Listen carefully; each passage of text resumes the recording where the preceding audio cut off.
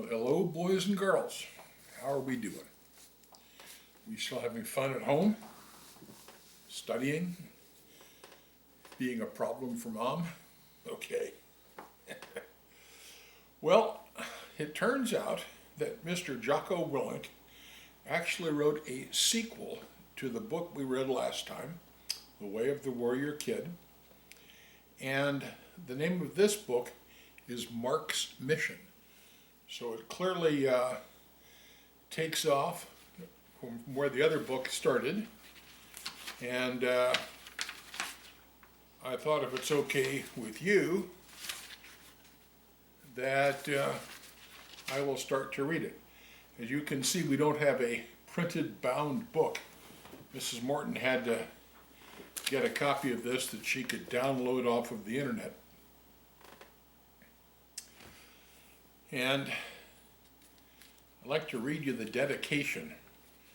Sometimes authors will dedicate their books to a person or a group of people. And this book is dedicated by Mr. Willink to the men of SEAL Team 3, especially Mark Lee, Mike Mansour, and Ryan Job, who lived and fought and died as warriors. Chris Kyle, whose legend was larger than life, but it wasn't as big as his heart. And to Seth Stone, who never let me down, ever.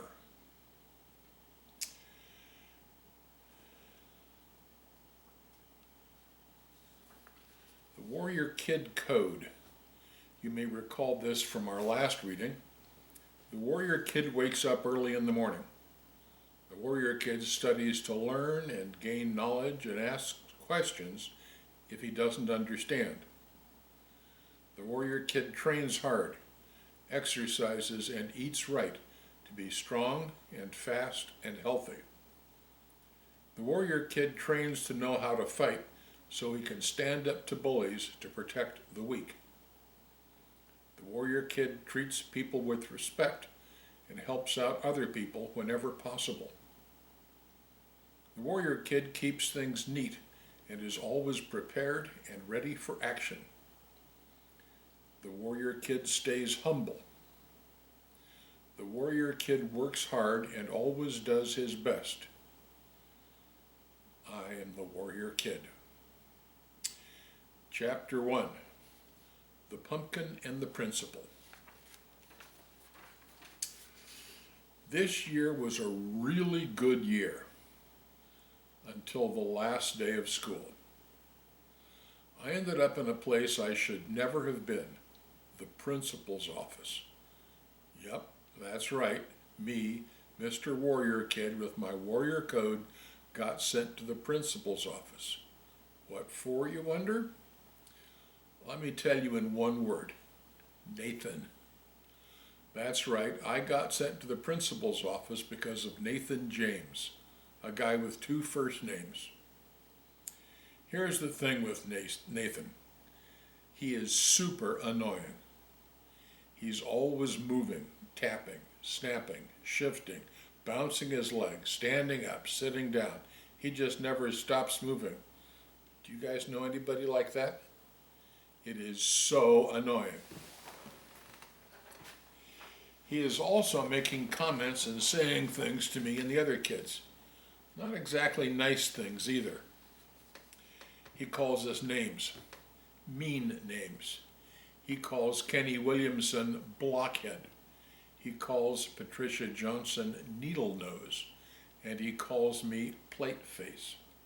I don't know why. I don't think I look like a plate.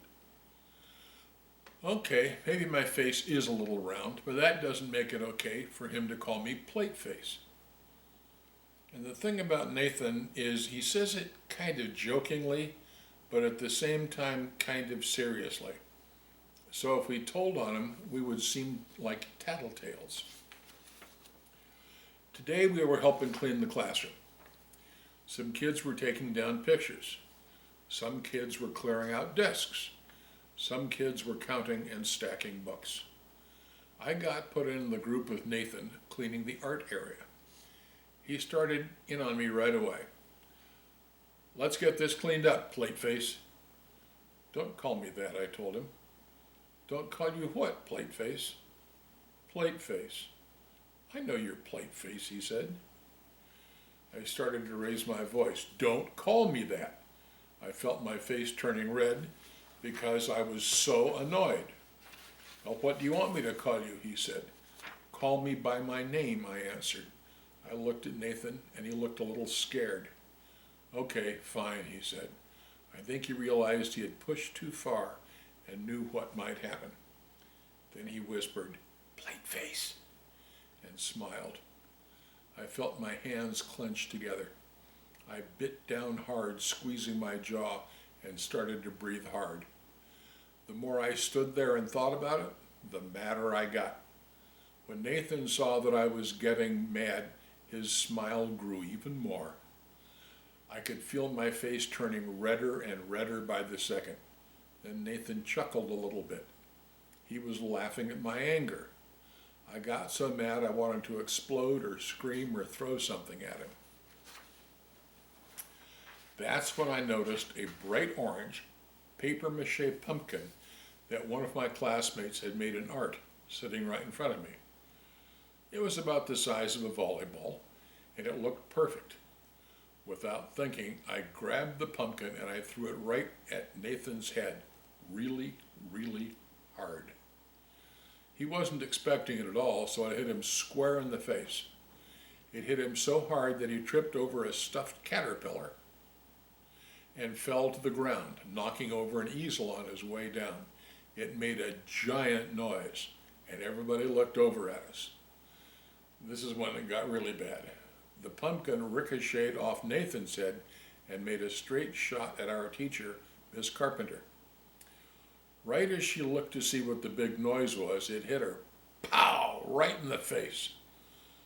Luckily, it was only papier-mâché, so it didn't hurt her in any way, but it did make her stumble back into her desk and spill her coffee. I had never seen Miss Carpenter get mad before, and I hope I never see it again. She turned bright red, and she looked like she was ready to kill me.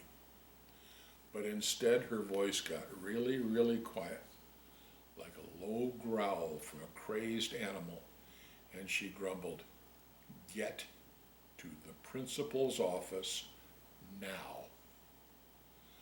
I quickly made my way to Principal Forrest's office, and as I did, tears started to roll down my face.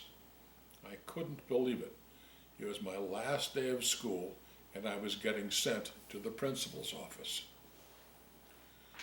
Once I got to the principal's office, his secretary told me to sit down outside his office. I guess I had cried enough because I started to calm down. Miss Carpenter walked in a minute later, went straight into Principal Forrest's office without even looking at me, and shut the door behind her. A few minutes later, she walked out and stopped in front of me. She didn't look that mad anymore. After a few seconds, she said, "I'm disappointed, Mark, very disappointed." I started to say something back to her, but she walked away. Then Principal Forrest called up, "Come into my office, Mark." I walked into his office with my head on low. "Well," he said, "I'm sorry, it was Nathan. He keeps calling me Plateface, and he has been calling me that the whole year, and today he just kept saying it over and over and over again, even when I asked him not to." And you think that gives you the right to try to hurt him and to hurt Miss Carpenter? No, but, exactly, Mark, no buts. I'm sending you home from school. I'm calling your parents at home to come and pick you up. My heart sank. I couldn't believe this. My mom and dad were going to ground me for the rest of my natural life. Then I realized I might be okay. My dad had gone overseas for his job building a factory. He'd left 2 weeks ago. He would be gone for the whole summer. Also, my mom had recently started a new job. Well, not a totally new job, but a new job at the same place. She got promoted and is now in charge of a bunch of stuff. So she is working a ton now. Most of the time she doesn't get home until well after dinner. Sometimes she even gets home after I'm asleep. So there was no way she would be home today, which was good, because that meant she wouldn't be there to answer the call, and by the time she did get home, school would be over. I was saved. Principal Forrest's secretary brought in a piece of paper with my home phone number on it. He dialed the number. I knew no one would answer, but I sat patiently. Then all of a sudden, Principal Forrest spoke. "Hello? I'm looking for Mark's mom or dad." There was a pause as he listened. "Oh, that's fine. Are either his mom or dad home?" Who could he be talking to, I thought to myself. "Oh, okay. Well, let me tell you the situation. Mark had an outburst in school today. He ended up throwing an object at another student, and it hit both the student and his teacher. I'm sending him home from school so that he can think about his behavior. Can you come pick him up?" I still had no idea who he was talking to. "Okay, great. We'll see you in a few minutes. Thank you." The principal hung up the phone. Then he looked at me. "You're going home. Your uncle is coming to pick you up." No! I remembered instantly. Uncle Jake had arrived today while I was at school. My mom had invited him to stay with us over the summer and help keep track of me since my dad was gone and she was so busy at work. She had left a key under the mat by the door, and Uncle Jake was at my house, and now he was coming to get me. And he was going to know everything. I started to cry. And it wasn't just because of Nathan or being sent to the principal's office or being sent home from school, or even having Uncle Jake knew how much trouble I had caused. There were a bunch of other things that were going to make this the worst summer ever. And it was just starting.